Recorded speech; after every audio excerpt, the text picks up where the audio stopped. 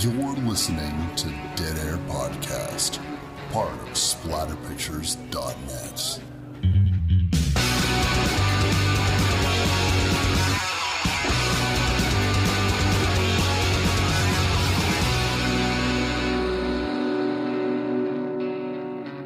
What's up, everybody? Wes, Dead Air Knipe here with Always. Typical Lydia. Today's show, we're going to be doing the 2002 remake classic, The Ring. 7 days. I'm getting deja vu. I mean, it was 7 days not too long ago, was it not? When we did the original. I'm seeing double 4 Ring movies. Yeah, it's fun to do this. I initially was a little worried because I had thought that the films are so similar that we're going to be retreading the conversation quite a bit. But I do think after having rewatched it, it had been honestly a few years, many years actually, since I had seen the remake. I think that the last time I watched the remake before the show, I had caught it on cable, to give you an indication of how long ago that would have been.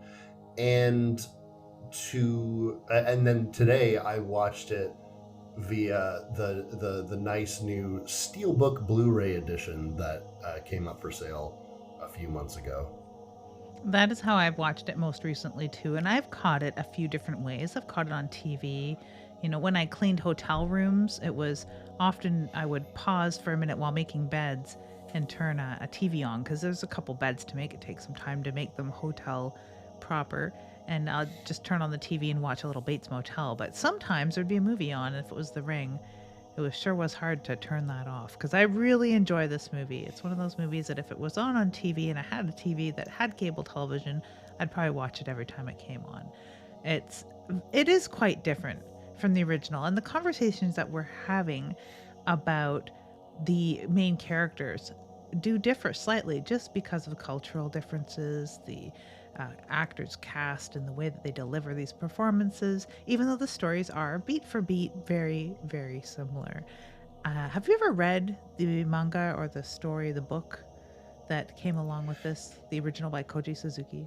Yes, I have read the original novel, and I also have the manga series that was released in Japan and then later released by Dark Horse in the West, that very interestingly combines the things that occur in the book with the movie. So in the manga, it's most of the characters from the movies, but Sadako or Samara's background is identical to what it is in the book.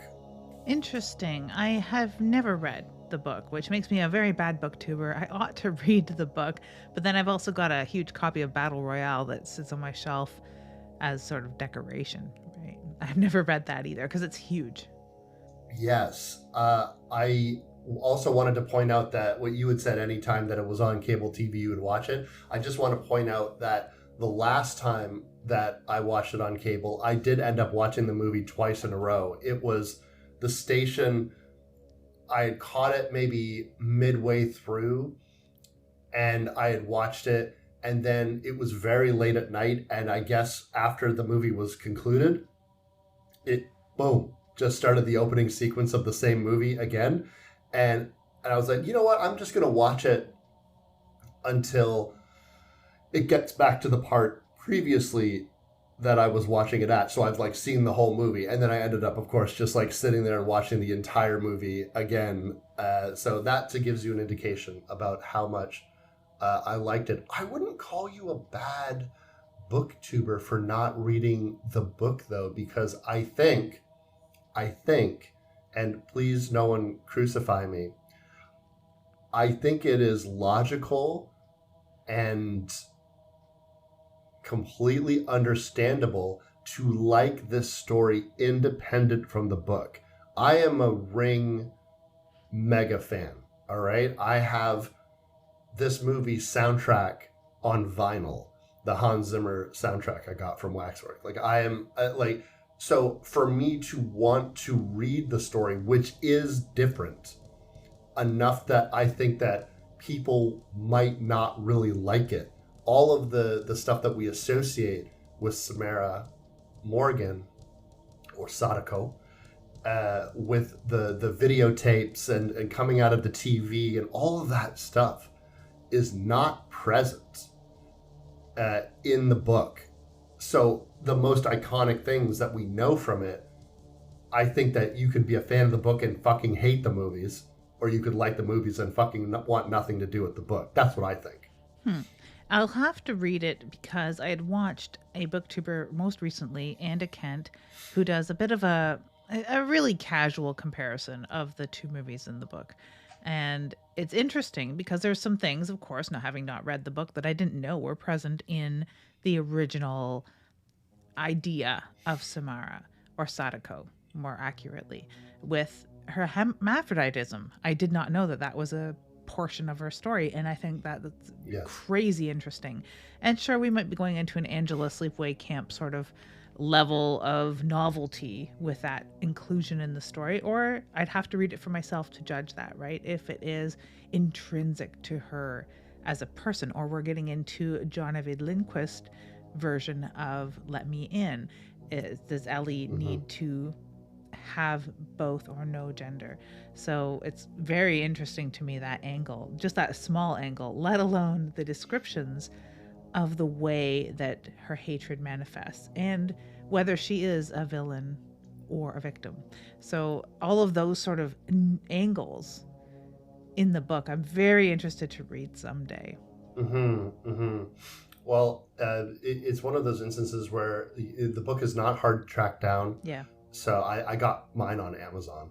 So I think that I definitely think that it's worth a read just to see the interesting thing. Now, Kozi Shuzuma said that of the aspects that they incorporated into the films, he quite liked them. He thought they were very interesting and very creative. And in a roundabout way, said, oh, maybe I would have wished that I would have thought of doing something that interesting with the curse, had he thought of it. But I think that when it comes to how this film was introduced to the West, everything that I know about the remake and my interpretation of how the story is parsed to us, a Western audience, man, do they think we're dumb. Man, is it just like, eat your fucking porridge, numbnuts, like, da, da, da, da, da. Like, because the things that I thought were very cool about this remake that I liked when I was young. And remember, I was like 16, 17 when I saw this movie originally. I liked it more because it explained it more. Now, as a 39-year-old man, I think they might explain it a little too much. Not just Samara's origin, which I think is very interesting to have that fleshed out a lot more, to make it explicit that, oh, she's a rascal, that one. But everything from videotapes to why the rental office has VHS tapes in it in the first place, whether or not kids pay for their fucking hotel rooms, like all of this, like I just couldn't help but get bogged down by so much extra information in literally every scene.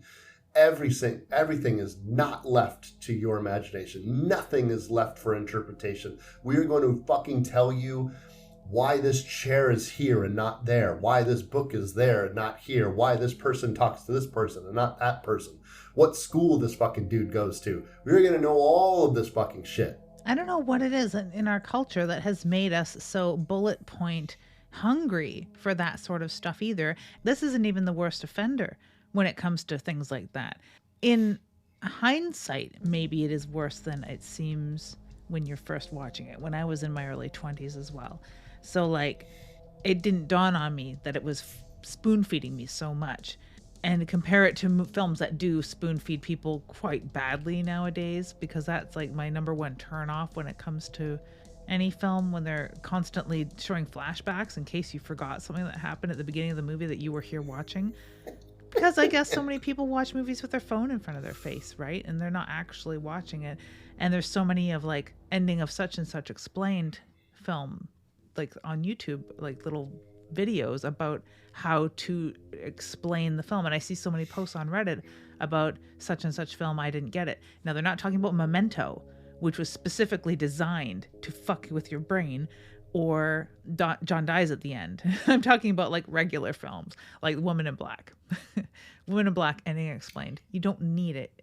And that film does a good job, just to pick on Woman in Black, of not spoon feeding you and leaving some to your imagination while also spoon feeding you and not leaving lots to your imagination, which I think The Ring does strike a balance there when not compared to the original, which does leave so much to our imagination and leaves so many vagaries and small, tiny mysteries that I don't know, I'm more hungry for, and you apparently are more hungry for.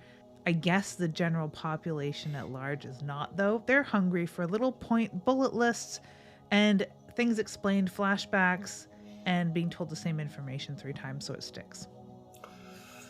I want to take the listeners back, Liz, if I can. Do I get to do the Scooby-Doo music, like sound effect? I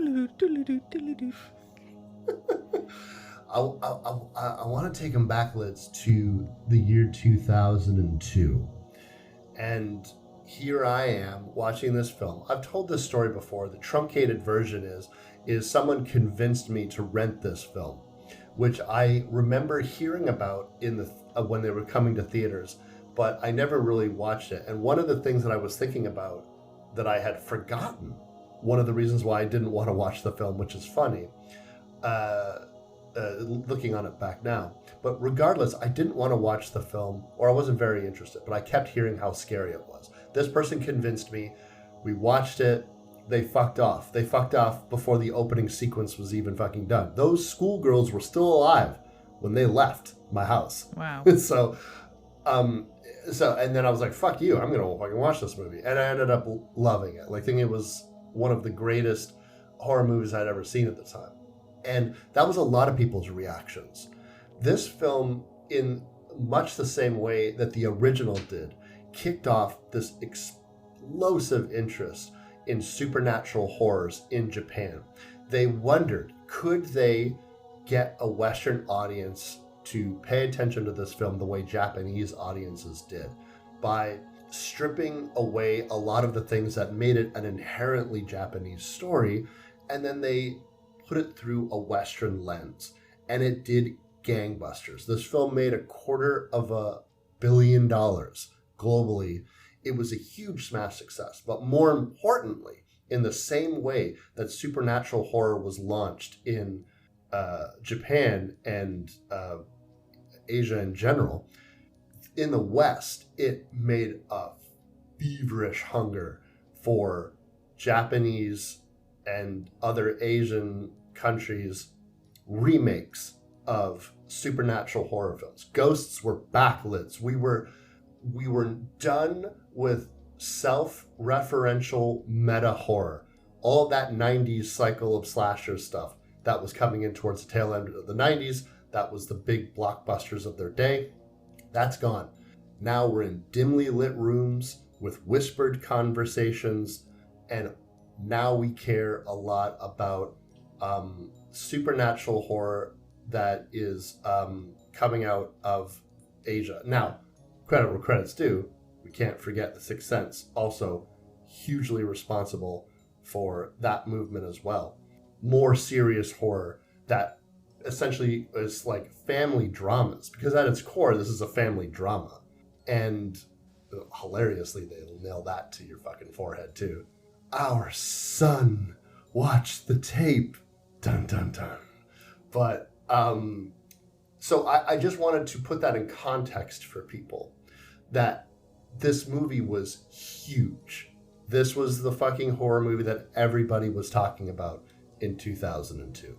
And this, dear listeners, is why we're doing it as episode 201, part of our 200th episode extravaganza, because it is too big for our britches. It hardly fits in both our pants sewn together. The Ring is huge, and it's one of those huge movies that we'd avoided. And I loved it too when I first saw it. Loved it. I watched it. Me and my mom watched it. My mom watched it a few times, and we joked about, are we going to be cursed now? Like, like everybody did. We absolutely loved it, and we had seen it as rental, so we were like late stage fans of this film. A lot of people had already seen it. It had already garnered a lot of money, buzz, talk.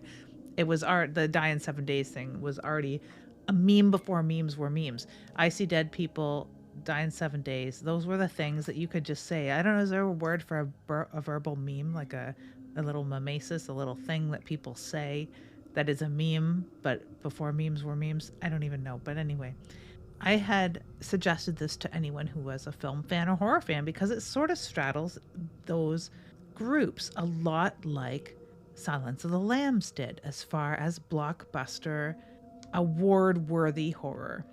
Anyone could be recommended Yes. Silence of the Lambs. It's a great film, a very great film.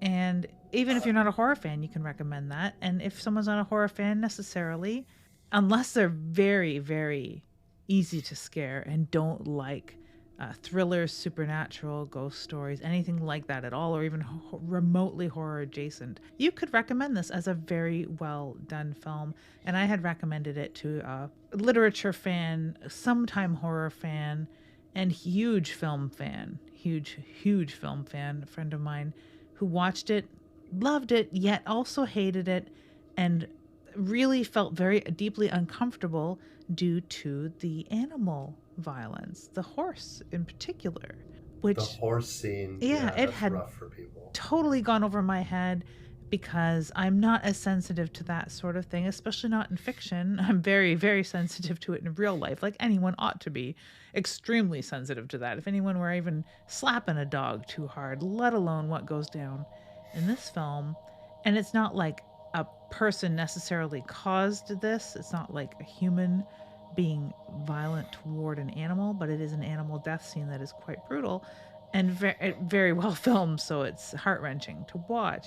And he was basically like, don't ever recommend me films again, ever, because I don't trust you anymore. And I felt rotten, and I still feel rotten because I talk about it to this day.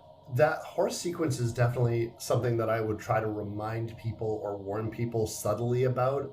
It can be a lot for animal lovers, and particularly, like, people are pretty sensitive around dogs, but I find people are pretty sensitive around horses too, and they're beautiful animals, so it's hard to watch that. But I also find that it hasn't aged great. Like, it doesn't really look very real to me. So I at no point did I was like, did they really throw that horse over the boat? No, of course they didn't. It doesn't look real. But at the time, it would have been pretty authentic. I wanted to ask you something, Liz, about this film, because when I first saw this, I wouldn't have had the words for it. But you are smarter than I am, and more articulate, and know more about horror. What was it about this film? Because you liked it. What was it about this film that you felt was different? What was it about this film that struck a chord with people the way that it did? Or let's forget the general population, because I know you can't speak for all of them. What about you? What was it about this film that you particularly liked? Well, I'm not smarter, more articulate, or barely know anything more about horror, but Calm down. yeah, I really think that it was just a deviation from this sort of paint by numbers filmmaking and horror that we're seeing as far as the commonly recommended films. And the 90s horror cycle is not immune to this, where it was like mom and dad are architects and they work from home and make billions and trillions of dollars, and everyone lives in a goddamn mansion. And we had a certain sort of color palette used, and it was very plain, almost like you want to blame Wes Anderson films for this too, because it's just a very particular look, very particular soundtrack. And the soundtrack in this is very different. The soundtrack is unsettling, and I think there's a lot of scenes with no sound at all. I would have to watch it again for the 7,000th time to correct me if I'm wrong. That, or as you would know, You're like the correct. soundtrack's so understated that there could be Yes. many portions where it's almost like a static sound, but you're not sure. in a way because it is just such a natural sounding soundtrack outside of the swells. But yeah, it's a quiet film, period, and it's not mumblecore whisper, but like you said, there's whispered dialogue that makes you feel like you're very much part of the story instead of watching this fantasy story, which most films in the 90s seem to be like. This is an after school special come to life for grown-ups, and this was everything but that. The color palette, absolutely different. Bluish green is the color that comes to mind. Dark darks, lots of blacks, misty whites. I don't think there's anything that's pure white in this entire film, it seems, except the ring of the ring in the short film that is presented within part of it. That color palette is so muted, and this is where it differs quite drastically from the original too. That's one of the bigger differences I find. Is they're similar in tone, similar in look, but that color palette is something. And you can, to this day, use a color table that mimics the ring or is pulled directly from the ring as far as its color palette and apply it to film and photos, and people will, if not right away, but subconsciously know it's from the ring because of that particular color. It is just so it's so significant with the story too, and it really was a departure from anything else that I can recall at that time, aside from the sound and the color, which you think are like completely subconscious things, but it's the psychology of film. That's everything. That is really everything. You could take any film, slow it down. That's why the joke of A24 films, when you can film things like an A24 film, because it's that color palette, the soundscape, the lighting, and that's the style. That is the entire feel of the film. The script doesn't fucking matter. Yeah. Or if A24, just put Mia Goth in it again. People are going to love it. Yeah, exactly. I think you really nailed it when you were talking about the music. That Hans Zimmer score, I remember finding out that he was the one that did this years later. I was like, really? That's incredible. Somebody who would go on to do like massive fucking movie franchises that make hundreds of millions, billions of dollars. And, you know, his talent shines through in this film as well. But that color palette, this is in a way, even though my ultimate rainy day horror film would probably be the original Ring, this remake is such a great damp, rainy, those blues, like you said, those greens, particularly when they're around the cabin and they have like those lush, mossy greens. It just evokes this time and this place. And what I think was so different to me, and what I'm curious how you responded to it, and obviously to our listeners, like if you haven't seen this film, I mean, it's pretty old. Spoilers, with all due respect. The ending is so fucking bleak. And yes, it is the same ending as in the original. However, this was the first one that I saw. And this idea, when you watch a ghost story and you are watching them go through their microfiche, going through newspapers, talking to witnesses, doing all the things that you're supposed to, and then even this extended melodramatic dialogue about this poor little girl all alone in that well. Why would they have done this to her? And then the twist is that it is an evil little girl that just likes killing. Just fucking likes killing. There's no tragic backstory. The only tragic thing is her parents tried to love her, and she's so hideously evil that she was made impossible to love. And that bleakness, I got me hook, line, and sinker, because coming out at when it did, when a lot of horror was moving towards darker, and this is just a PG-13 horror film / thriller, and they still nail this incredibly downbeat ending and not make it ambiguous, but make it explicit. You were helping a terrible fucking entity who tricked you because you felt sorry for it because it looked like a little girl. Throughout this film, too, we're introduced to a whole bunch of broken families, which I think better mirrored the actual North American populace that was the target audience of this film, instead of just a happy, dappy mummy and daddy kind of stuff. We're also delivered the news, so to speak, that they've gone about this wrong near the end of the film by a very young boy who is very robotic, who I just adore. And I adore this same kid, like the character of Aiden in the remake. I adored him in the original too. I just love these robotic kids, and they're not the norm. The broken families in film were not the norm, even though they were the norm in reality. So many things are just subversive and sort of gently or subconsciously subversive throughout this film. It's no doubt that it's going to subvert the ghost story entirely with the way that this pans out, as far as Samara just being absolutely evil and not a victim as much. So I totally agree. It turned the ghost story entirely on its head. Absolutely. And so many people had not seen the original film, so they had no idea what they were in for. A lot of people weren't in on Asian horror at this point either, the way that many horror fans could have been at the time, because it was becoming popular within some circles. But by and large, the people who made this movie millions and millions of dollars weren't horror fans necessarily. They were now converts to horror films, and they were not used to Asian horror storytelling whatsoever. So it just really broke a lot of molds. And I think that we were just ready and primed for something new because it was getting old. There was already joking about floating head covers. There was already joking about trailer farms or trailer houses, and everything was cut the same. Everything looked the same. Everyone fucked the same. Everything talked the same. It was disgusting and boring and not scary. We needed this when it came around. I completely agree with you. Fuck all that, Liz. What is this movie even about anyways?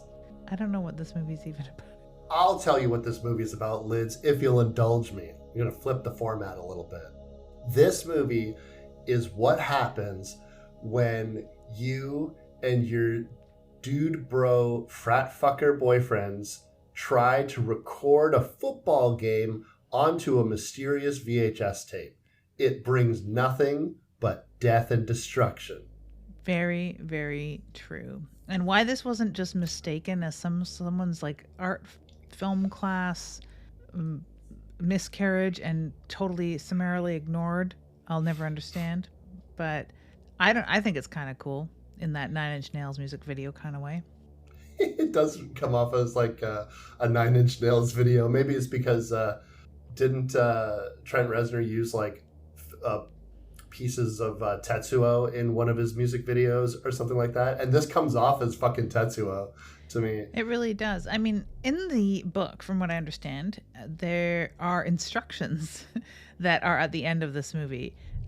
This, like the Ring film that you find on the VHS tape, that is the embodiment of Samara's hatred and the curse, if you will. Apparently they were taped over in the book, and it's like cutting out the first page of the Death Note, which is kind of messed up to me. But there's no like instructions that come with this tape, so I could see someone accidentally taping over it, especially in that day and age where we were taping over tapes all the time because then things were expensive. You know what's funny is one of my first thoughts when I first heard about this film was you watch a cursed VHS tape, and even in 2002 that made me pause and say, who has VHS tapes? Aren't we all just watching DVDs now?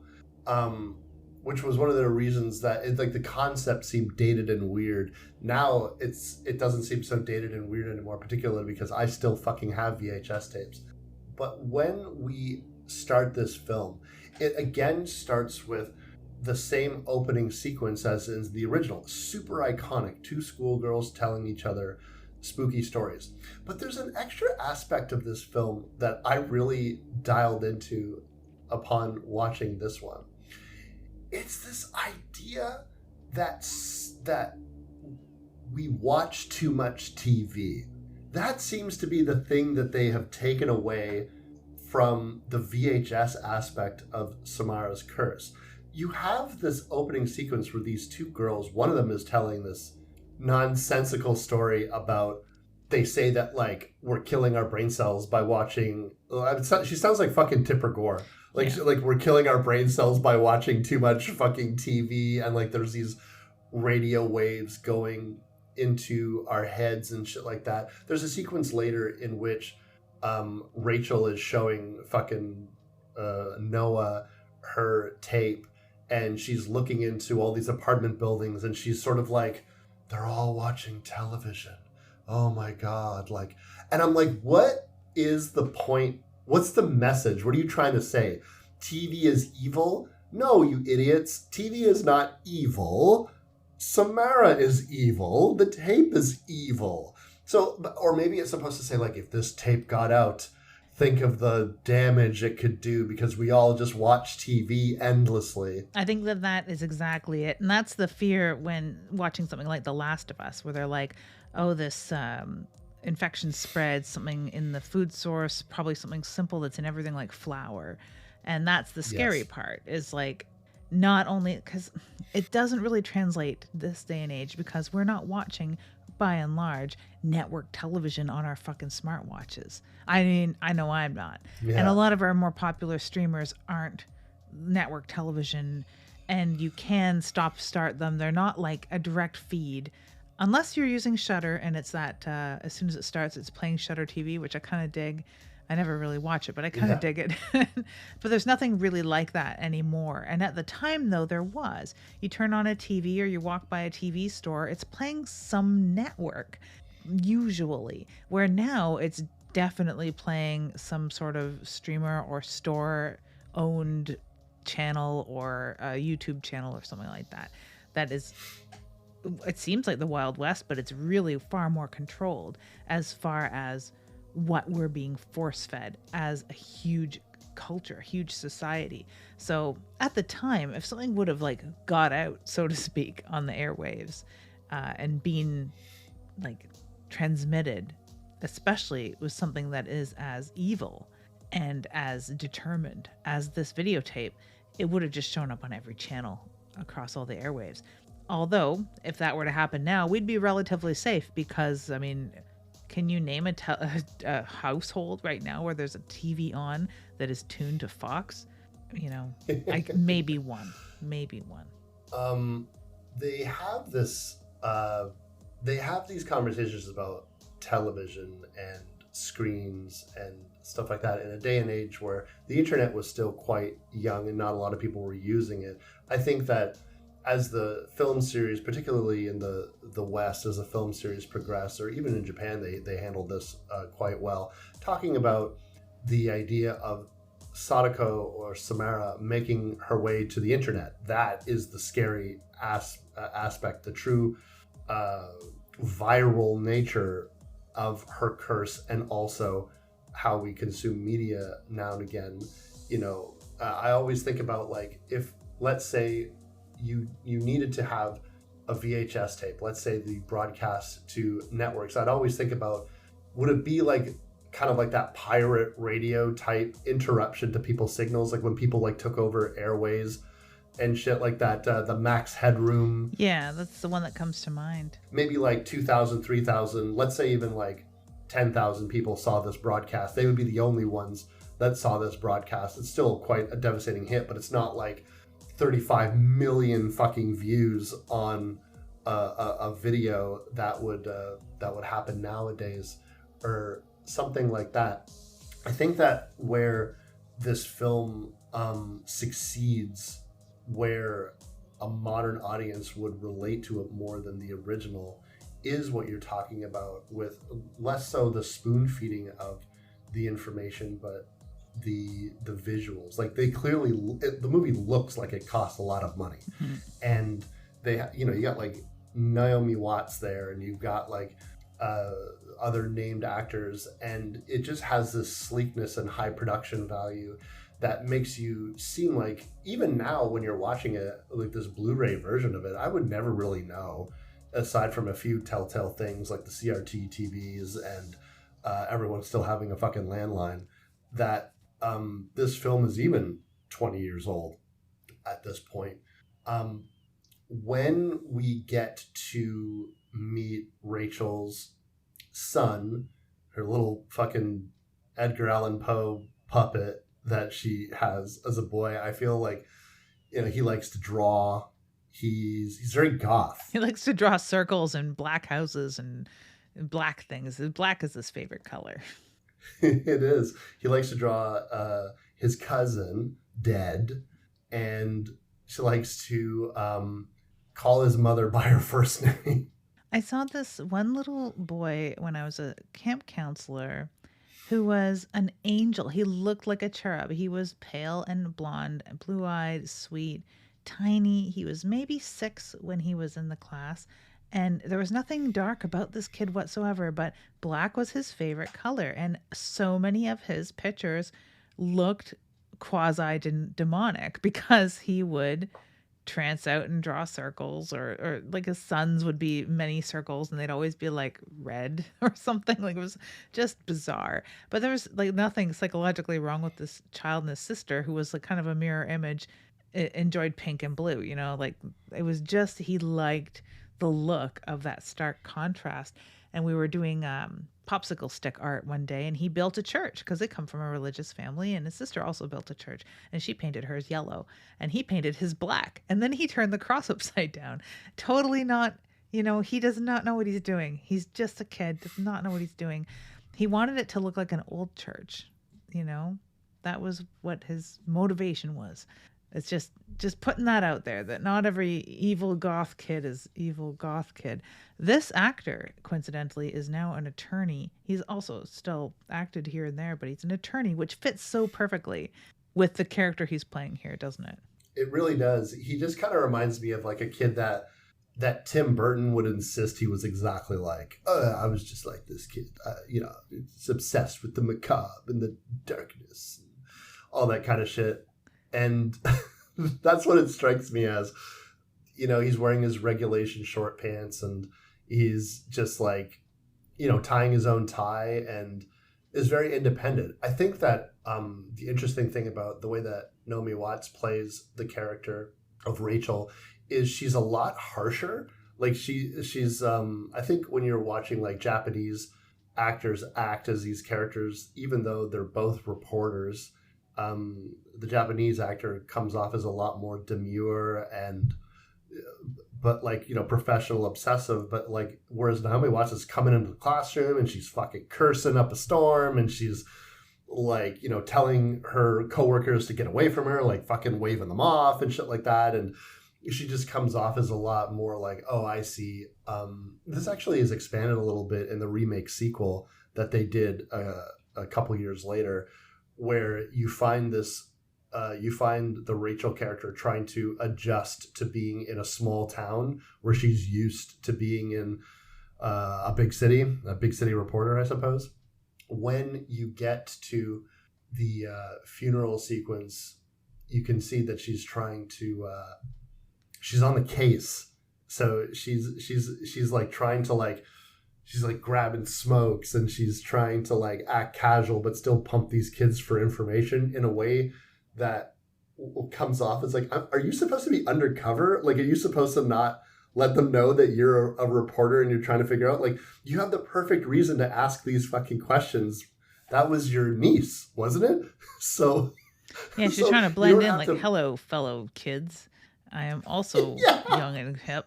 You can share your secrets with me. I'm also not a reporter. Let's just forget that, because I'm sure some of them knew that. But yeah, no, it is a very weird kind of delivery, but it works. It definitely works, especially when you have other things reinforcing this attitude, with the fact that she is just as brash with her son. Her son refers to her by her first name. Her son's relationship with his father, which is mirrored in a scene exactly in the rain when they encounter one another on the side of the street outside of the house where he is on his way to school, and the ex and the father, the ex-husband or father or whoever it was, boyfriend, is coming up to visit Rachel, and they just stop and look at each other sort of like, hello, fellow human, I am your progeny. I acknowledge this. Good day to you, sir. And they just walk soundlessly away from one another. I love that scene, but it just also reinforces her very cold, structured nature as far as the way that her life has to be for her to function, and how that coldness is reinforced by everyone around her. Where in the original film, I found the mother was quite a bit more tender and probably had a lot of regret about the way that her life needed to be structured. Where in this one, I don't think there's an ounce of regret there. This is just what she does. There really isn't an ounce of regret from her. Now, I don't think that like she is a bad mother, but I think that it makes a lot more sense, at least to me. I know at the time when I watched it, it made a lot more sense why her son was so independent, like a little adult, kind of like the type of son that I think parents who don't really want kids hope their kids would be like. Damn right. Just like a quiet kid who knows how to dress themselves and cook for themselves, and will in a way kind of be like your little butler, like laying her dress out and shit like that for her, and and helping her out that way, as opposed to, you know, what kids are really like, which is disruptive, and, you know, bless their little hearts. But I think that I think that it's interesting when you have this boyfriend come in, and their relationship is a little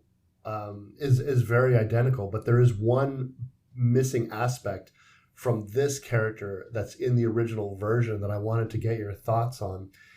He ain't psychic in this one. So on the one hand, it makes a lot more sense that Noah is, I don't fucking believe any of this fucking shit that you're saying. Like, this is fucking outrageous and ridiculous. Cursed videotape? Like, what the fuck are you talking about?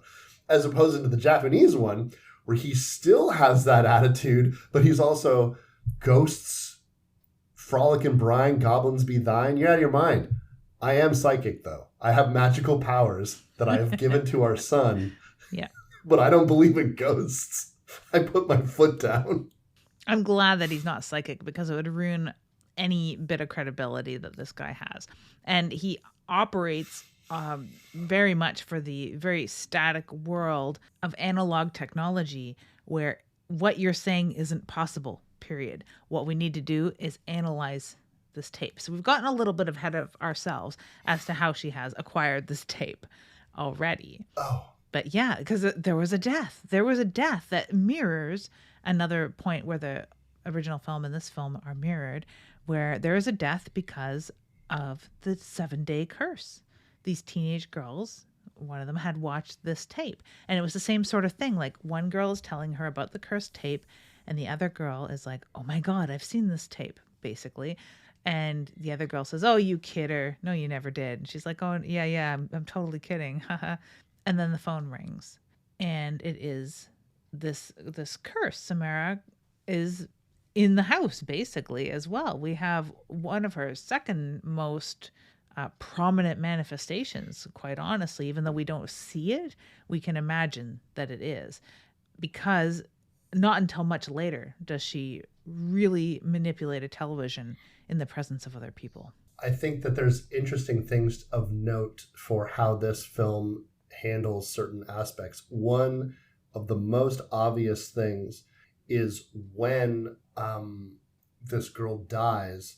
In the original version, they generally show the dead bodies in black and white. It's hard to really see if they've really done any makeup effects to enhance anything. But in this, the bodies look bloated. They look like they've been in water. They're gray, chalky, ashen, however you want to look at it, slightly blue. They're not just sitting there with their eyes open and their mouth open. They are deformed.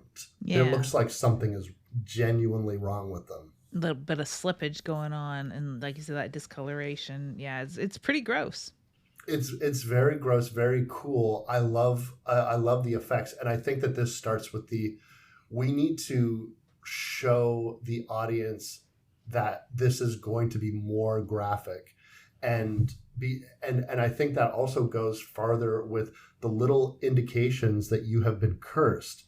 Now, they don't do that much in the original film, but there's all these other aspects in the remake where you are seeing flies and you are seeing examples of the curse. You are pulling out medical strips. Samara's curse is manifesting itself around you before it even does. They expand on this further in the sequels, in which there's even like a club of kids that curse themselves in like probably the best thing that ever came out of the sequel. I have my problems with that film. I don't think it's as bad as some people think it is, but I have my but like the best thing that came out of that sequel, I think it is undebatable, is the short that was on the fucking DVD of this gang of kids that basically goad each other into cursing themselves and seeing how long they can go before passing on the curse. It expands the opening sequence of the sequel. Mm-hmm.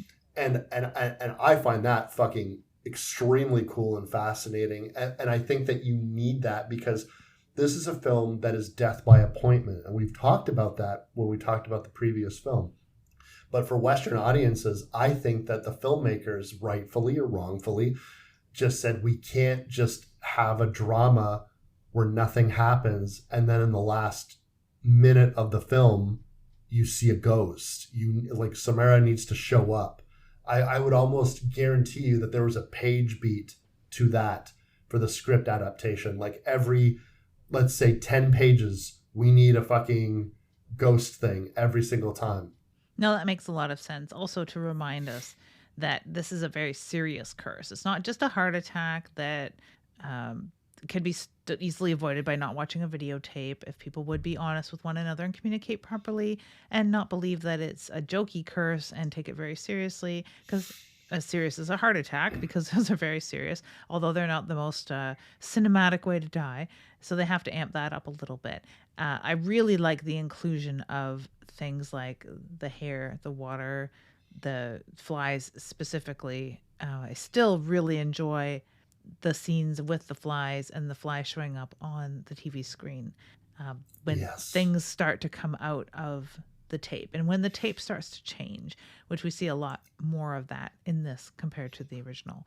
So I really enjoy the short film, so to speak, that is within this particular iteration of The Ring.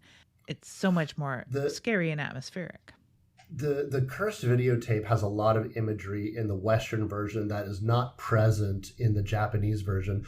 I think not only where there might be some things that would culturally be a little bit difficult to parse, obviously things like kanji you can't have, but also Samara's background, while similar, is also quite different. And that goes to going to the ranch, like horses and the view of that Samara Morgan had, and also like her time being analyzed. Now in the original we have the sense that she was analyzed. She had a doctor and she was also basically paraded around like a sideshow. And look at this psychic. Well, her mother was, and then Sadako was like this creepy little girl that was also psychic, but maybe too evil to parade around as much. But this is all Samara, and the idea of this little girl that doesn't sleep. So you have these aspects of the film that are expanding, and the thing that I like about the manifestations that are happening to Rachel over the course of the 7 days is they're all directly related to Samara's upbringing or death. And either like her hair, the water, the medical examination stuff, all that things paints a tapestry of her origin story. And I think that is brilliantly woven into the film. Some of the ham-hock dialogue where I feel like they just need to have like a conversation. When Rachel goes up to the cabin where her niece and all of her friends stayed, there's a baffling sequence that I was watching from a new perspective. I didn't hate it. I don't want anyone to think that I hate this movie. I really like it. However, when you're talking to the manager, there's so much extra information that is happening here, including a magic show that is not present in the original. And I can't help but wonder, why? Why do you need flavor text with this guy? Is it so he seems more real? Is it more sad when he also dies? like, what are we trying to just establish more character? Are we padding for time? What is going on here, do you think? It could be who they've cast. I'm not that familiar with Richard Lineback, but he is a more famous actor, not to the level of Naomi Watts, but um, he's an older actor as well. So he had a lot more Hmm. legacy. He's a stage and theater actor as well. So maybe that helped flavor that particular character. But you're right. We don't we don't need it. It doesn't matter whether he dies. Really, we could have not seen that actually, and it wouldn't have changed the story at all. I don't think.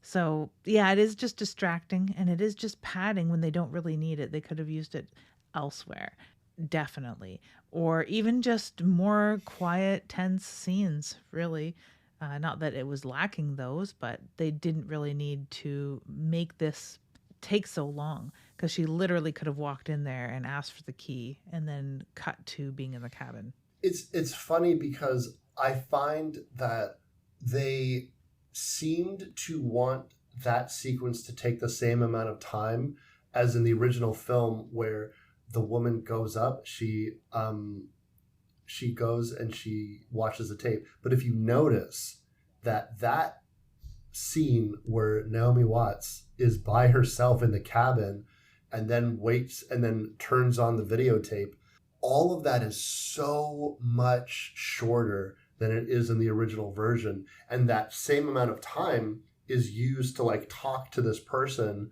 who's more of a character. So I'm wondering if they just felt like, well, we can't just have Naomi Watts just in a room by herself acting with no dialogue, which is sad because that's my favorite fucking sequence in the original film. I love watching as she like sits down on the couch and sort of looks through some books, and like you're settling in and it's quiet and it's eerie, it's creepy because you're in this room and you know that something happened here where a bunch of characters died and shit like that, or would eventually die. And so she's trying to figure it out. And then eventually she watches the tape. They just don't pull the taffy enough on it. And I think that in lieu of that, we have just too much explanation about, like, they wanted to watch a football game or they were complaining about the TV. They didn't pay. So yeah, the reception up here isn't really good. That's why I have all these tapes for people to rent. Oh, you got quite a selection. Yeah, it's a lot of stuff that's left by people as hand-me-downs. Ha ha ha. I was like, none of this matters. None of this fucking matters. No, she could have and kind of should have just walked into the cabin and found the tape. Yeah, like, but I think again it goes to what I was saying, where like they just don't have enough faith in their audience to sit patiently while an actor acts in a room by themselves, like, which is not the right call in my opinion, but I can understand it. Yeah, I'm not the biggest fan of the scene where we're sitting in the hotel room or the cabin in the original one and nothing's really happening. It's interesting and it's kind of pretty, and it's nice that she gets a moment to herself and quiet, when also in the back of my mind during that scene is like, you could be at home taking care of your kid, but whatever. Yeah, Yeah, like she's wasting I'll give you time that. in a way. But yes, it is way too fast paced in the remake.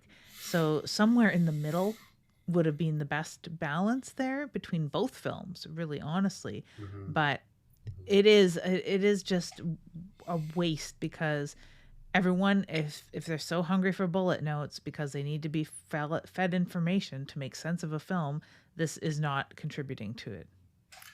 Um, when she eventually realizes something is definitely up with this tape, she seems haunted by looking at. Look, it's a fucking weird tape. The millipede or centipede, which one is it? Do you know? That would be a millipede, I believe. Yeah, the millipede alone is creepy enough where I'd be like, ooh, I fucking don't like that thing. But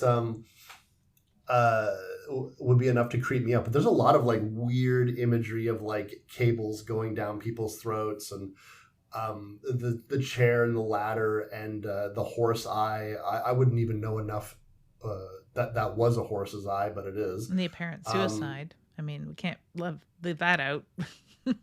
Oh yeah, sorry, I totally forgot.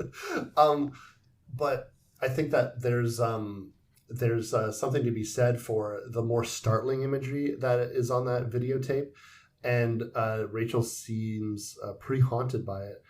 when she eventually shows her ex's stuff, like she's coming to him as like this hardcore video geek. She calls him as much when he tries to explain to her why the origin of the tape is impossible. And I really like these explanations. I know I kind of kid it hard for over explaining it because you don't really need to know the nitty gritty. But for someone who loves the story as much as I do actually really like the ominous information of like there's no data on how this was recorded. This tape simply just is. It comes off as more otherworldly. It comes off as more impossible. And as we progress in the film, there's more augments of reality that will also seem impossible. But the tape's very nature of this unknowable thing, I find very cool. It mirrors that almost Curlian photography that they're getting from her, Samara's sort of mind impressions on the silver nitrate paper, where those are photographs, so to speak, with no negatives. Very similar, and it mirrors that without, at least they don't totally spoon feed us that idea. But yeah, it is weird. It's like a digital photo with no EXIF data for the geeks out there. Yeah. I really think that when I first watched this film, I remember when I watched the Japanese film later, I had thought to myself, oh, I'm really happy that they explained things so much in the remake because I would be lost on how any of this was happening in the first one. So when I was younger, I really did appreciate how they were spoon feeding us this information. I just feel now as I've gotten older, I just don't need it as much. But maybe I'm just too familiar with the story. Like I know all of these things, so I think it's silly that they're explaining it as much. But there was a time when I didn't know all this, so Also, maybe I'm being unfair. I like learning things from horror, and that's a lot of what I used to enjoy about horror books and still do enjoy. Horror fiction sometimes can teach you something, especially if it's written from the perspective of someone who has a vocation that you're not familiar with and they get into a bit of detail.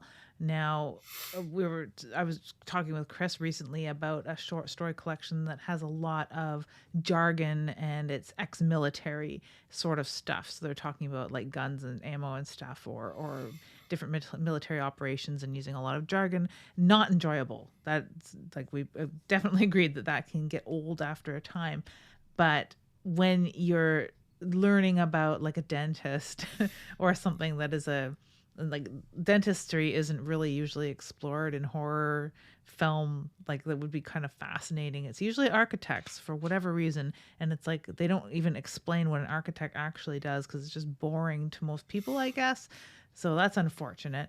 But they don't talk about like what kind of pencils they favor or what sort of sharpeners and erasers they favor or what an electric eraser costs. You know, those sorts of little things that might be genuinely interesting and teach you something about that vocation.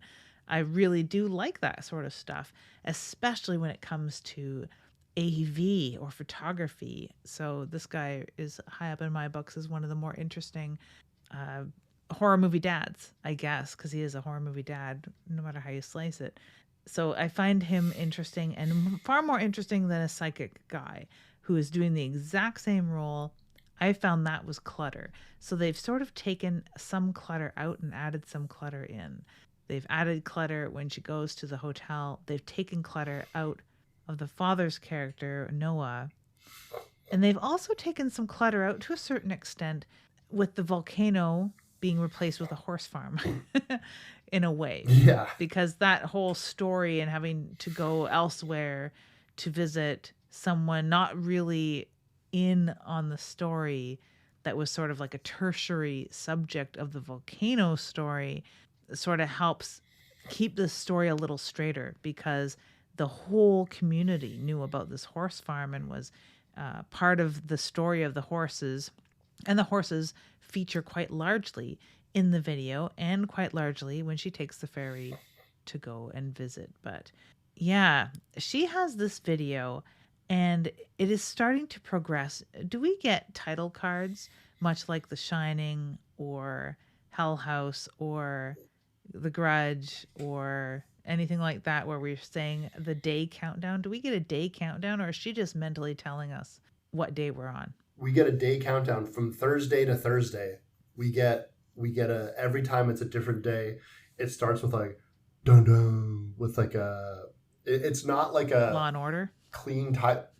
No, it's not like a clean title card with a black background. It's overlaid over top of the opening sequence, so they have an establishing shot of where they are. And literally from the next day after she watches the tape, it's like Thursday and then Friday and Saturday, et cetera, et cetera. A little subtle and does still reinforce death by appointment. We're getting that sort of tension build up just from the progression of days and the progression of symptoms, which we didn't get as much in the original. The symptoms, like you've said, are so much more pronounced and so much more Samara driven. The interesting thing about the analysis of the tape, going back to that AV stuff that you're talking about, is they're constantly deconstructing this tape beyond what they did in the original film. And I mean, like, they're increasing like the aspect ratio to try to find images that we couldn't possibly see. We were like enhancing and zooming, and we're printing out different sequences. We're doing all of this fucking shit, like going, it's like a forensics team going through this tape. And I really, really like all those aspects, particularly since part of the sleuthing of what's on this tape is like more so than, oh, there's a lighthouse in the background. And then you have to find that beyond the aspect ratio. Oh my God, there's a lighthouse. Can I print that out?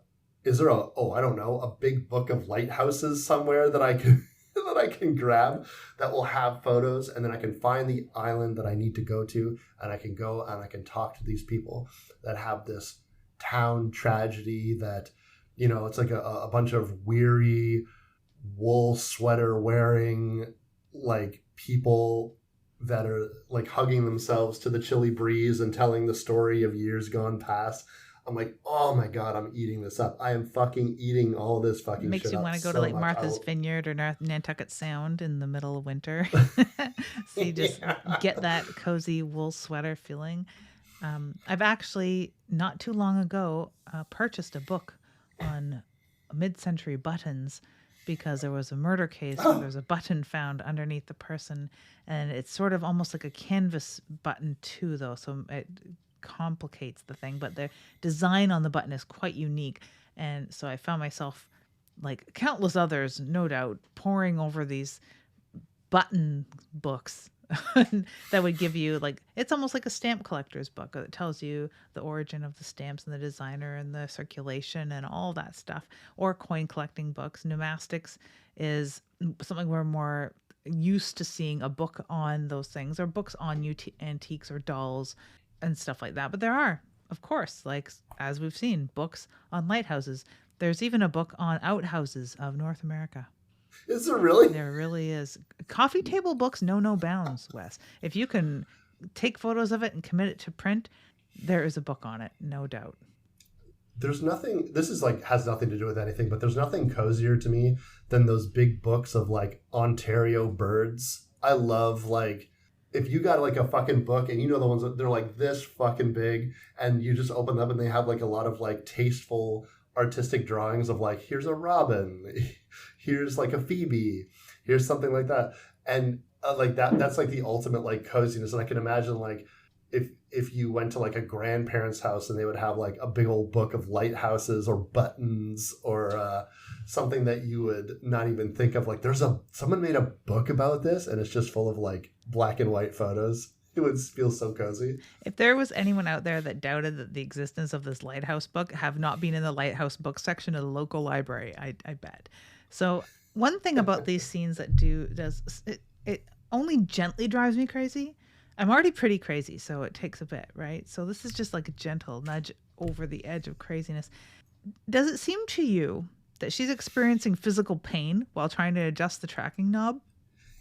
Yes. Is she receiving electric shocks from the damn thing or something? Like, I've never really understood why she's so tense, and she's like, okay, I just gotta move it just a little bit more. God damn it. And she's trying to print it, and she's so enraged and intense. It's like the most tense scene in the film. I think that this kind of goes back to when she's with her ex and they're like trying to adjust the tracking wheel and they act like it snaps and like fucking like cuts their hands or something. I'm like, are they injured? And they're like looking at each other like shocked. And I'm like, I think that Naomi Watts is an actor. And she was forced to say, you are going to look at a screen and stuff is happening. So could you just, and she's like, well, what do I do? And she's like, just like, it's like an intense sequence. And she's like, well, I mean, she doesn't even have any glasses to like fucking like hurriedly pull off her face or something like that. So I think she was just like, she made a choice. Like, what if like this is just so intense that it's like, or perhaps like Samara's curse is painful, and by figuring it out and getting closer to the truth, perhaps it's like affecting her internally. But I honestly think the most logical answer for how she acts in that sequence is she went to the director and she's like, look, I don't really have a lot of business here in this scene. Can I just do something in this scene? And she went for it and they liked it because it's weird. You don't have the Wahlberg angle of let me just shave my face every time I need something to do with my hands. So she acts like she's trying to get a zipper up and it breaks a nail every time her hand slips or something like that. It's bizarre to me. It will always strike me as bizarre because I've definitely worked on a lot of video and photography in my time, and analog photography and video, and I've never experienced that sort of tension and physical pain when trying to capture a screenshot personally. Well, it's kind of like how you've described to me like microfiche scenes, and you're like, why are they always got their glasses on? Why are they always chewing on pencils? Why are they always like, and you were just like, well, because Wes, then they're just looking at microfiche, which takes hours, and it's not very interesting. It's not cinematic to look at microfiche. It's not, but they've definitely gone over the edge with this one. This is our microfiche scene, like, of course, no word of a lie. So yeah. But they've gone over that edge, way over that edge. Yeah, it's like watching somebody suddenly rapidly consume an entire pencil. That's what it feels like. The wood, it's carving at my insides. I think that there was also like an aspect where like maybe like, again, going back to what I was saying, where it's like maybe she's just experiencing the pain that Samara went through during her ordeal when she got dunked in the well. But like, I don't know. I really don't. This whole when she's learning the background of these characters and you encounter Samara's father and stuff like that, this sequence is definitely very different from what they encountered in the original film, up to and including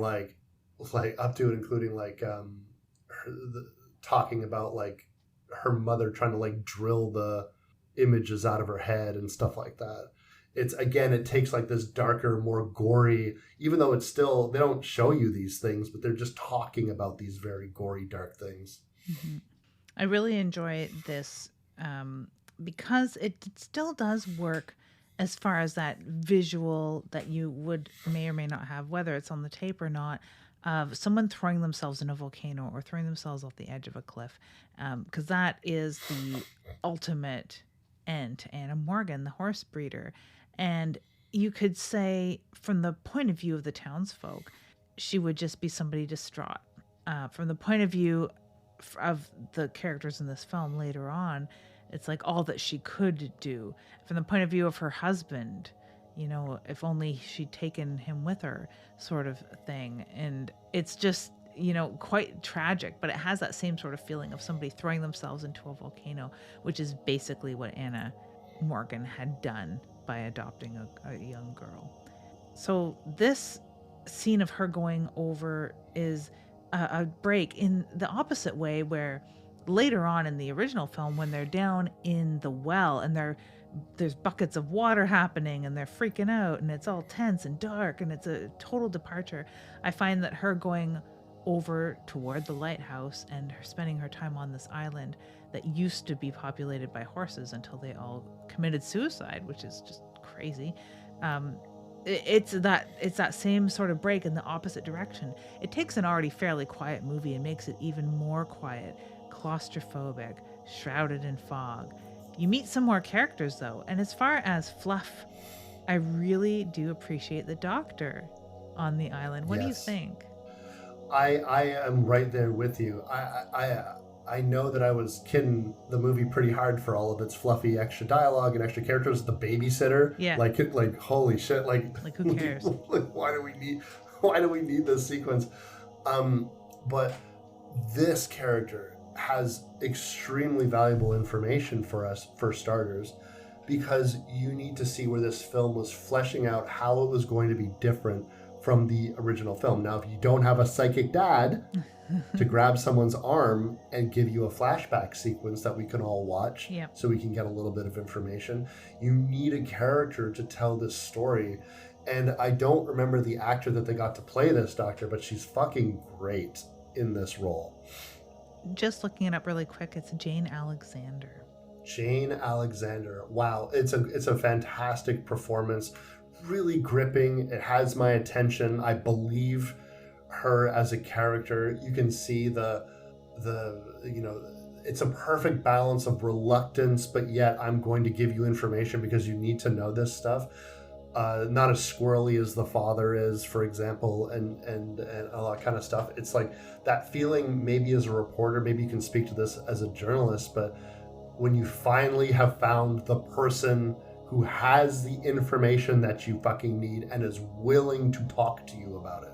And I really like her attitude toward it all. Very non-judgmental. These are just sort of the facts, which sort of speaks to her profession as a doctor. It's probably her default bedside manner, but she also has struggles as a parent herself with a child who's afflicted with something.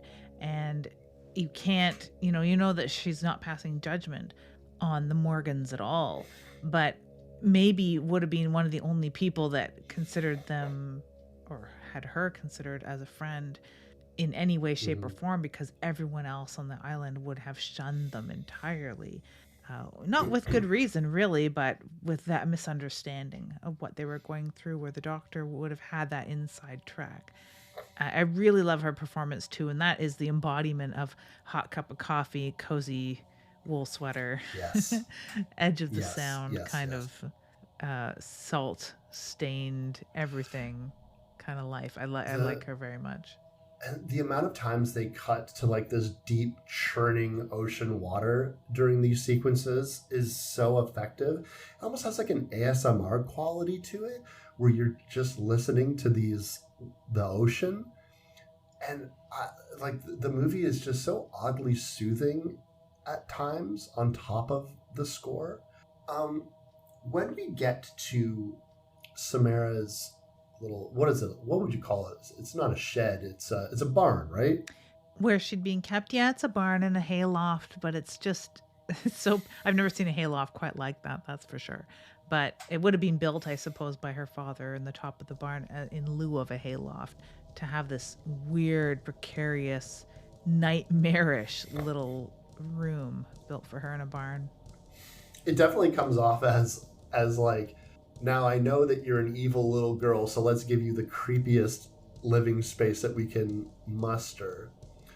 I find that the constant images of the tree are really beautiful. I could honestly stare at these sequences forever, and those moments kind of coupled with Samara's song, which is reminds me a lot of the song from The Innocents, the fucking something Willows, Way of the Willows, or whatever that song from The Innocents is. Yeah. It's very similar, sort of like childlike rhyme Yeah. that she says. I think this is this movie's attempt to replace like Frolic and Brian Goblins Be Thine. They basically give Samara like a whole last song that she can sing. And then the image of this tree burned into the wall. It's very, very cool. And again, this is the type of background stuff that I remember eating up when I first saw this film all those years ago. And I still think it's still effective now.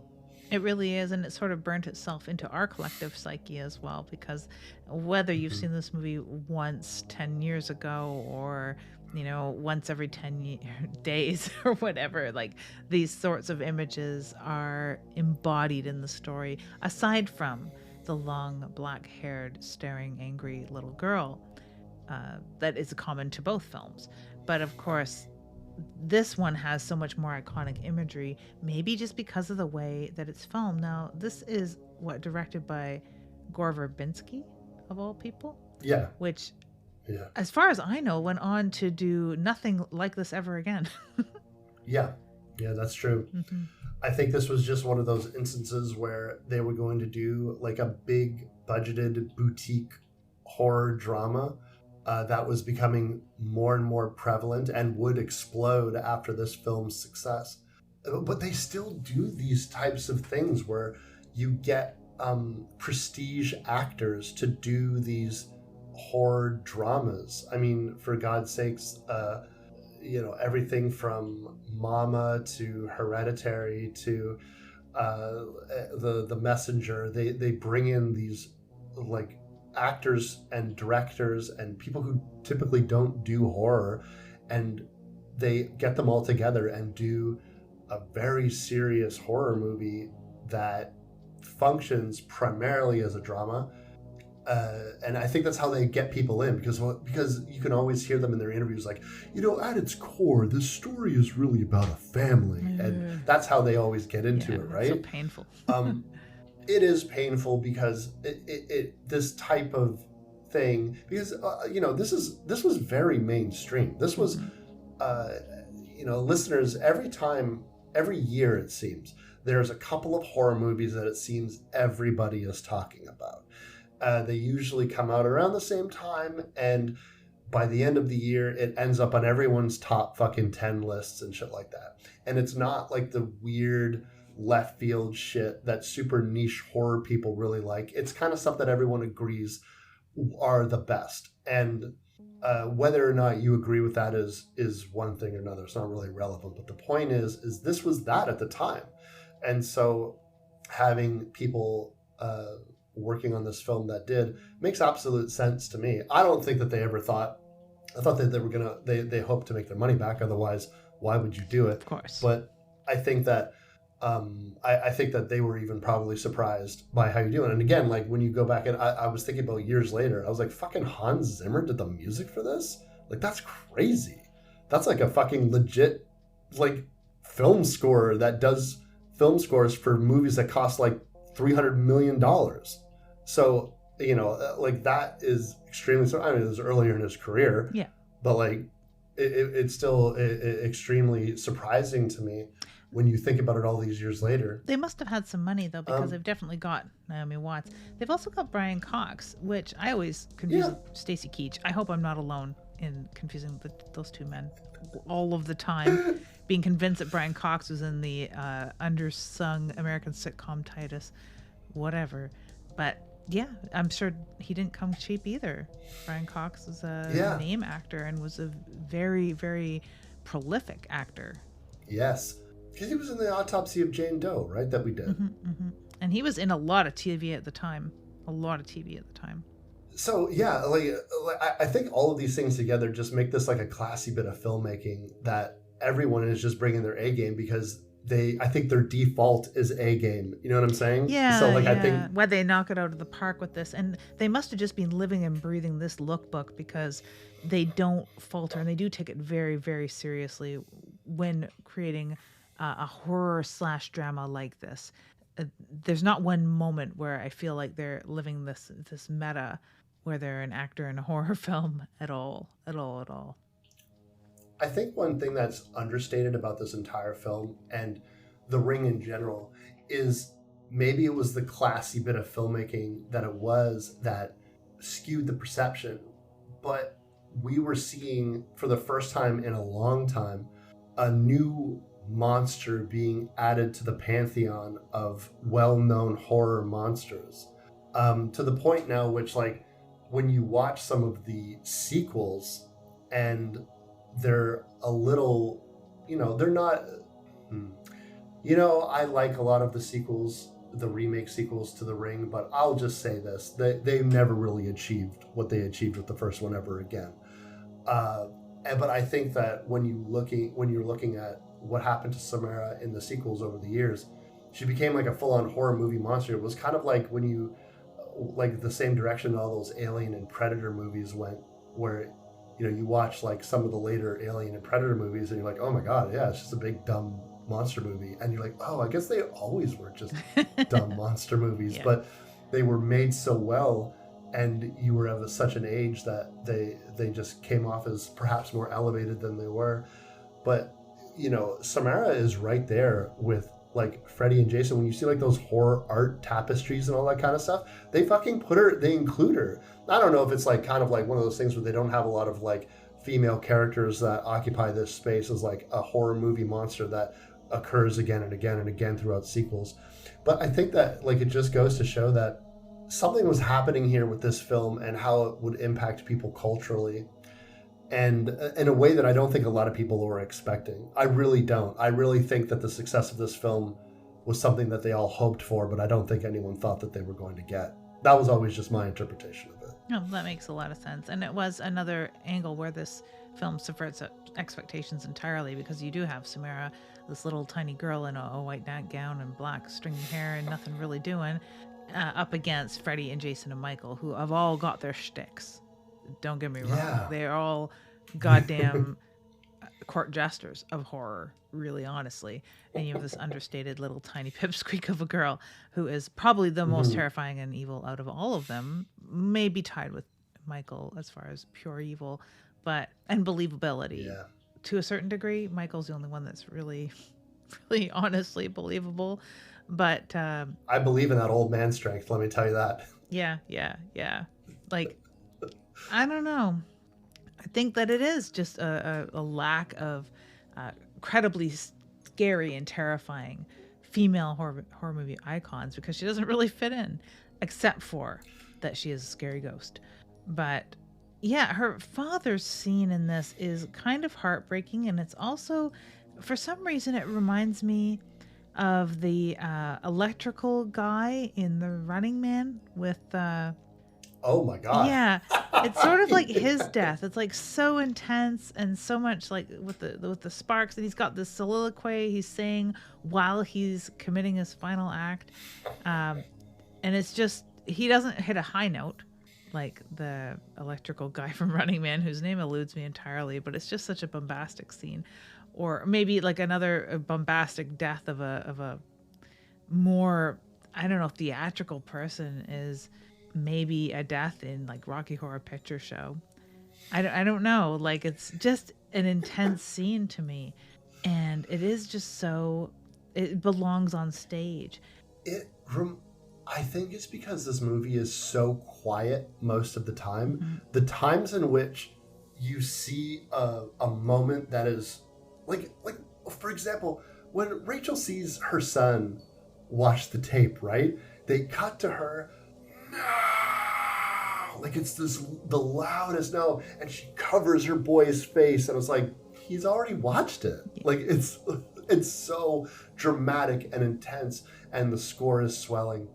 Same within this scene. This scene seems really disjointed, because she kind of like, I'm gonna come back and like get some more information out of this guy, but instead oh shit, he's actually like in the process of killing himself during this like heinous, chaotic moment in the film. And I always interpret it the same thing with like the guy at the cabin. It's like, we need a body count. We need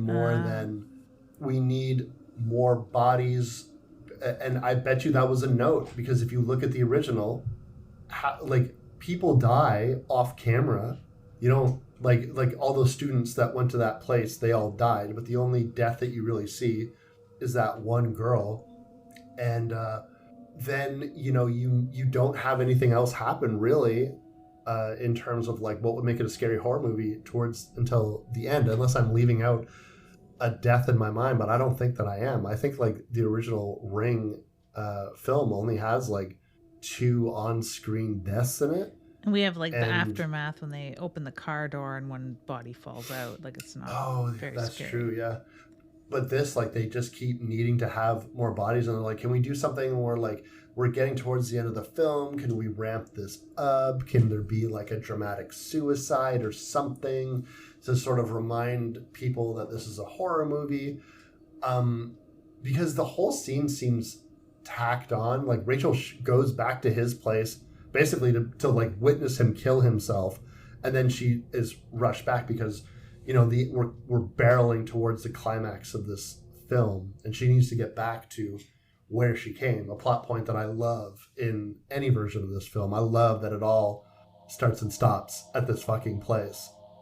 When they get to the end sequence where we're dealing with this well underneath the ground, there is so much more action going on in this with like the TV. It's like the TV's attacking you, maybe, and it's like fucking hanging by a fucking cord.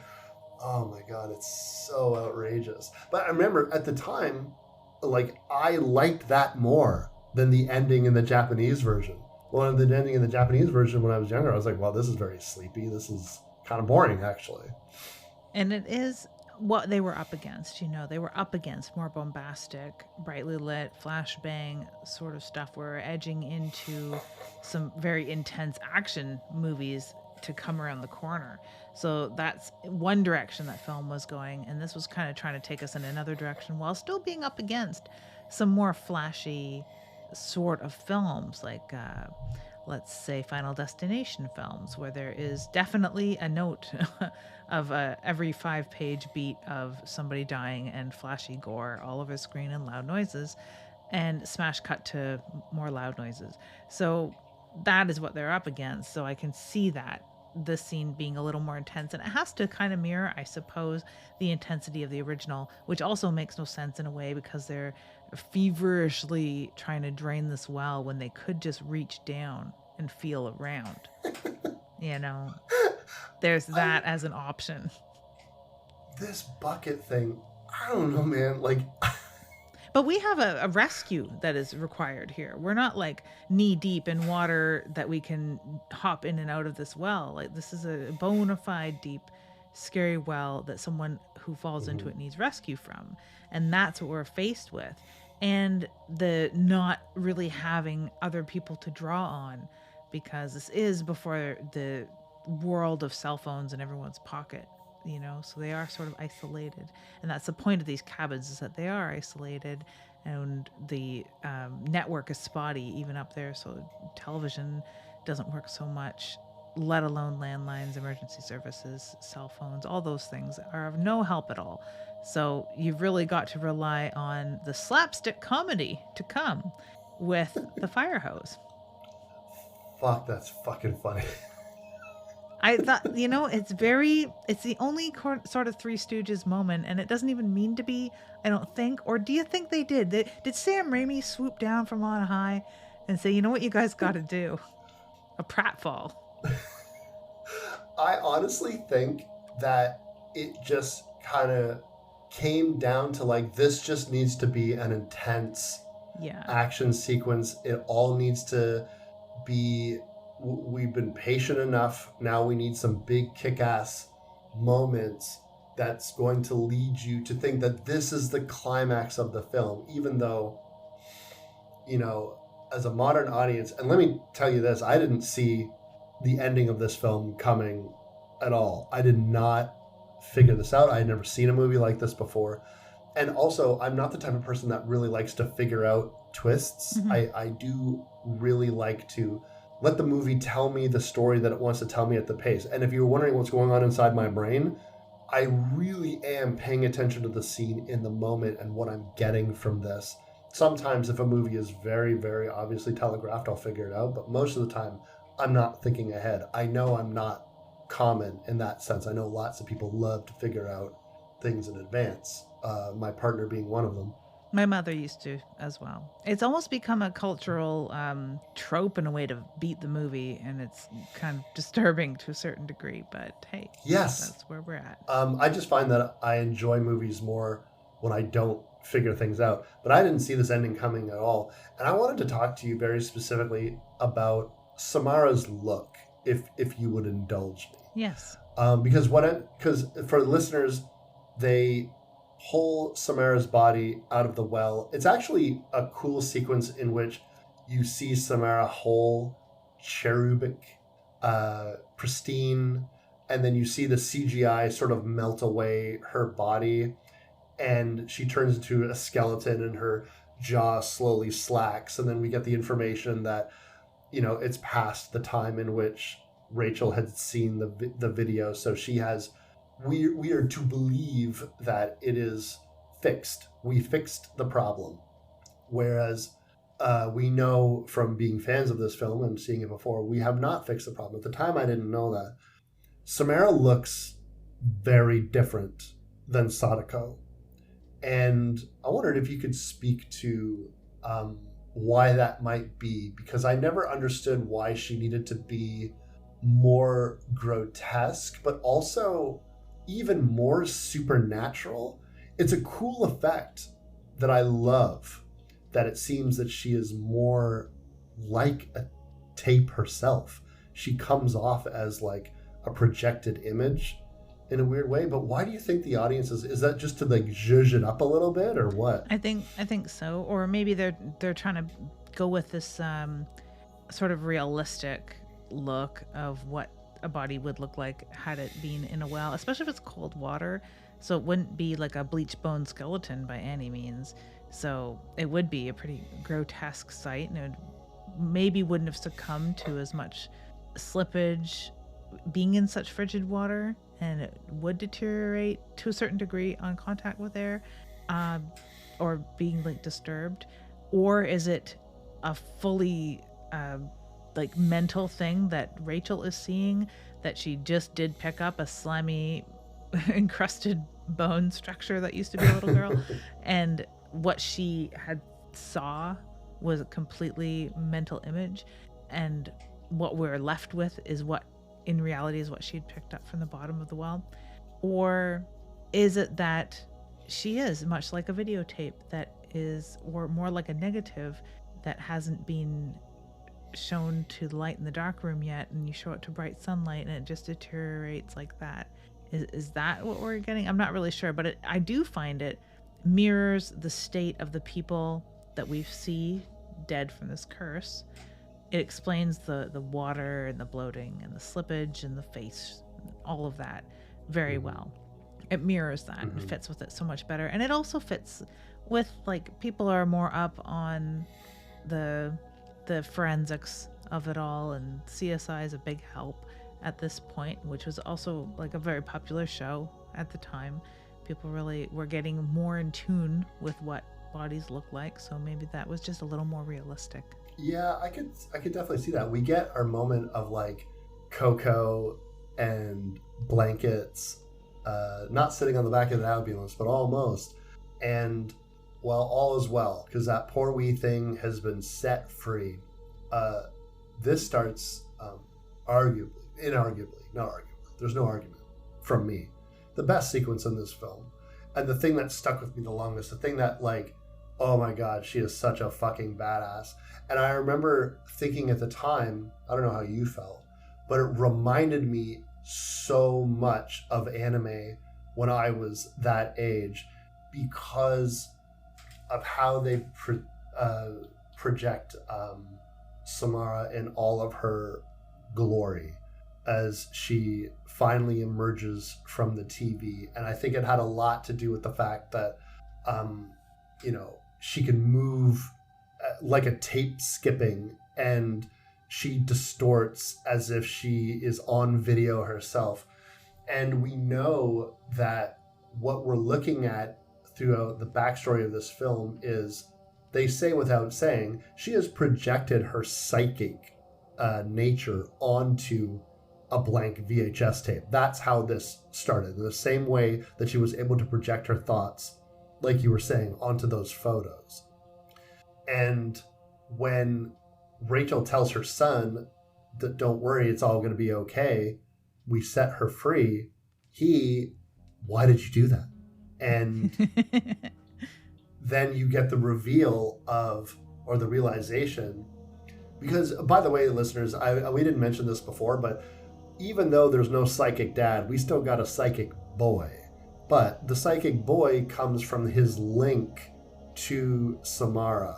That's explored farther in the sequel. But in this case, it's enough to know that with his cousin, she was telling him things beforehand, and then he would get these images in his head because he was connected to Samara, because he was connected to his cousin, and then he watched the tape, and then for some reason, he is psychically linked to this little dead girl. But he understands her nature more so than anyone else seems to. And that's when, Rachel's ex, Noah, is going to die. And I remember the first time I saw her like sort of skip ahead, and that essentially like her jump scare that she does to Noah causes him to like fall backwards, and this whole sequence is incredibly more bombastic and intense than it is in the original. In the original, it's creepy and eerie, but it's also quite subtle and quiet. And that actress was like moves in a weird way and filmed in reverse, and it gives it this uncanny valley.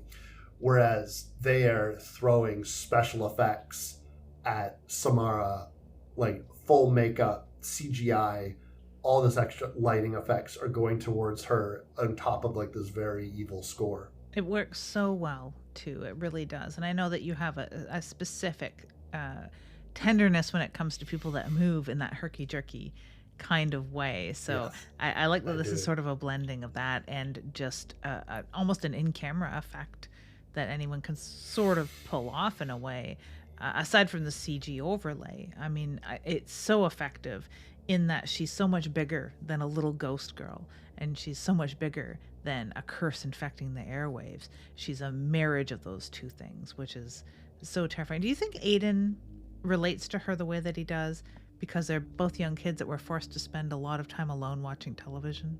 Yes, I think that that's extremely well observed on your part. I've never really thought of it like that before, but I think you're absolutely right. I think that kinship is the where it all starts. And they, again, talking about the sequel, not to like get too focused on that, maybe we'll cover it one day. Mm-hmm. The idea in the sequel is that Samara wants to replace him, wants to be Rachel's child, because she saw how furiously Rachel eventually protects their son. Yeah.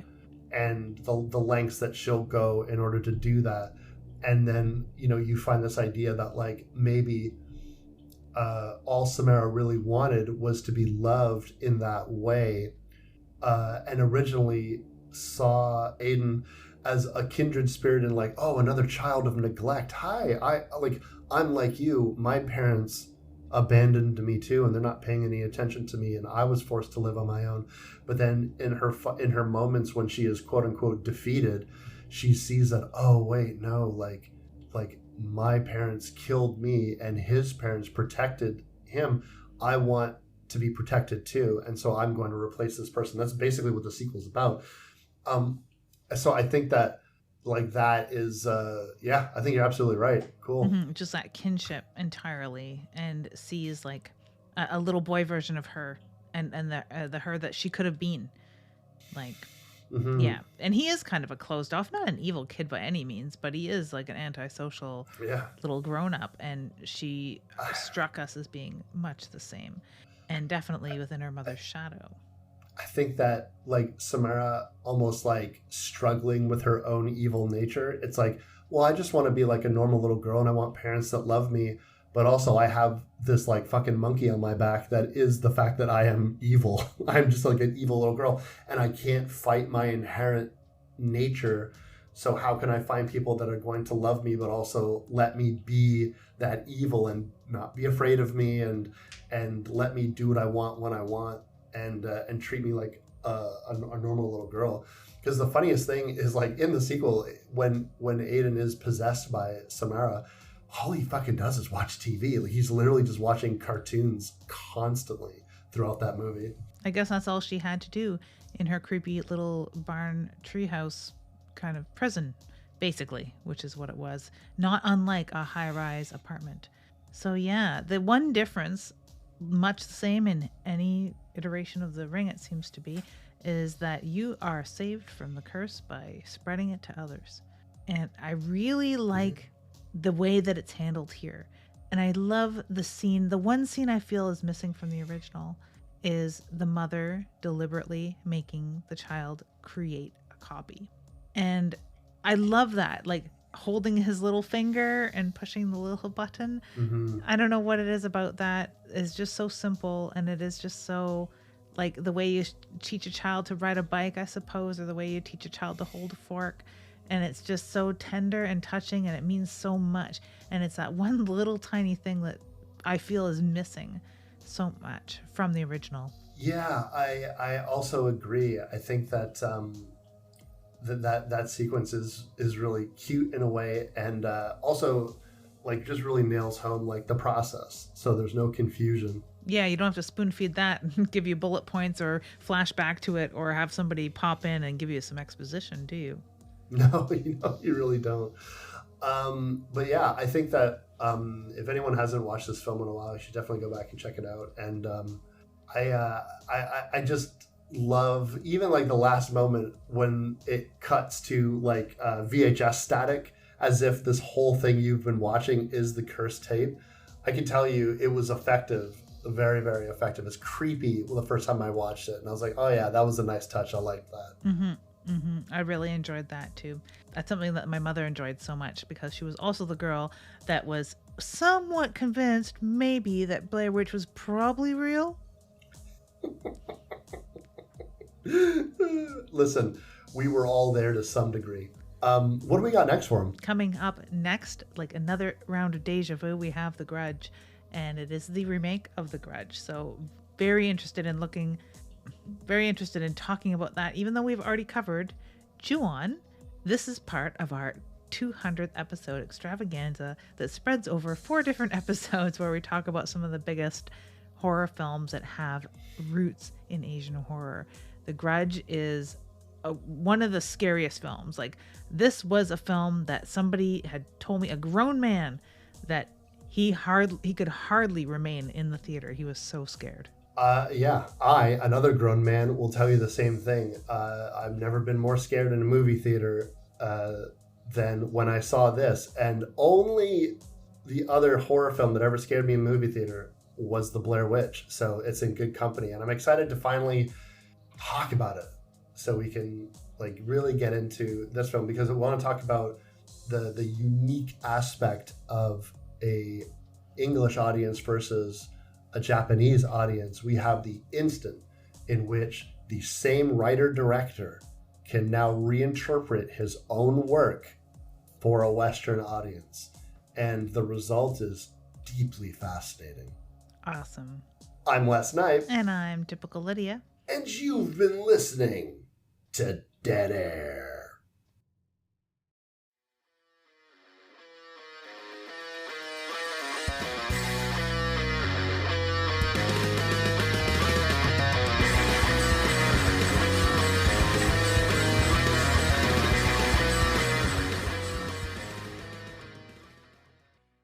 If you like this show, you can find more episodes and other content on splatterpictures.net, Spotify, Stitcher, or wherever you download your podcasts. You can also find us on TikTok, Twitter, and Instagram. The show is edited by Lydia Peaver and hosted by Lydia Peaver and me, Wes Knipe. We'll see you next time.